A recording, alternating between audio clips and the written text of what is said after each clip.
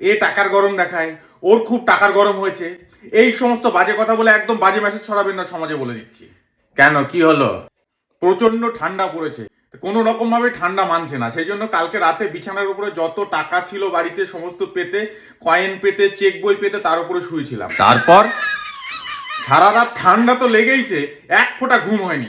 তাই পরীক্ষা না করে যা তা কথা বাজারে ছড়াবেন না, বলে দিচ্ছি। খুব বাজে অভ্যাস আপনাদের। টাকার গরম হয়েছে, টাকার কিসের গরম? কোনো গরম নেই, একদিন পেটে শুয়ে দেখুন, কোনো গরম নেই টাকার। শালা কালকে সারা রাত আমি ঠান্ডায় মরে যাই অবস্থা। পুরি বাপরে বাপ। এর থেকে আমি বলবো কম্বল লেপে অনেক বেশি গরম, কোনো টাকার গরম নেই। যদি বলতে হয় তাহলে বলুন ওর কম্বলে খুব গরম হয়েছে, ওর খুব লেপের গরম হয়েছে। ভুলভাল কথা ছড়ান কেন আপনারা? টাকার গরম হয়েছে, মানুষের রাতের ঘুম উড়ে যায়, গলা ব্যথা হচ্ছে আমার। যত সব আজে বাজে কথা বাজারে ছড়িয়ে রেখে দিয়েছে, আর মানুষ সেই কথা অনুযায়ী চলছে। টাকার গরম হয়েছে। আরে অত রাগের কি হলো? এই তুমি রাখো তো।